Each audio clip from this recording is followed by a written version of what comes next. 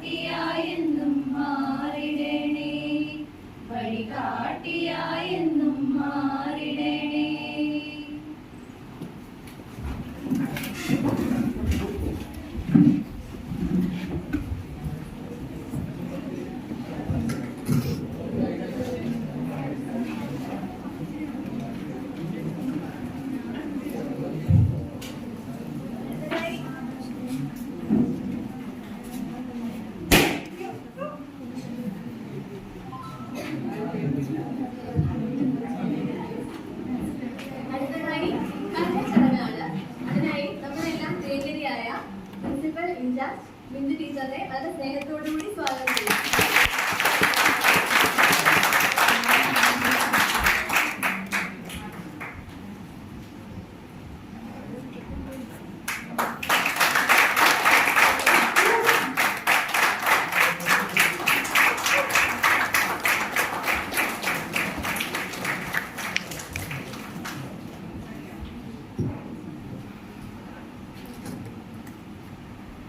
Morning. കൊമേഴ്സുകാരുടെ മൈക്കൊക്കെ ശരിയല്ലേ? അതിന്റെ ശരിയൊക്കെ ഉണ്ട്.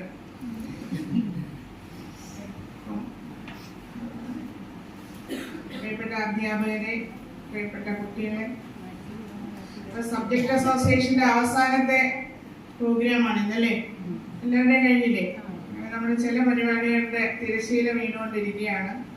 നേരത്തെ നമ്മുടെ അവസാനത്തെ ഈ പ്രോഗ്രാം, അതായത് സബ്ജക്ട് അസോസിയേഷന്റെ ലാസ്റ്റ് പ്രോഗ്രാമായ മാത്സ് ഡിപ്പാർട്ട്മെന്റിന്റെ അവരുടെ എല്ലാം ഗണിതമാണ്, കണക്കിലൂടെയാണ് ലോകത്തിന്റെ സ്പന്ദനമാണോ, ഭൂമിയുടെ സ്പന്ദനം മാത്സിലൂടെയാണെന്ന് അവർ നമ്മളെ ഓർമ്മിപ്പിച്ചുകൊണ്ട്, പ്രാർത്ഥനാ ഗീതത്തിലൂടെ നമ്മളെ ഓർമ്മിപ്പിച്ചുകൊണ്ട് മാത്സിന്റെ ഉന്നതികൾ കീഴടക്കാൻ അവർക്കും അവർ പഠിപ്പിക്കുന്ന പിള്ളേർക്കും കഴിയട്ടെ എന്ന് ആശംസിച്ചുകൊണ്ട് ഈ പരിപാടി ഔദ്യോഗികമായി ഉദ്ഘാടനം ചെയ്തതായി അറിയിച്ചുള്ളൂ.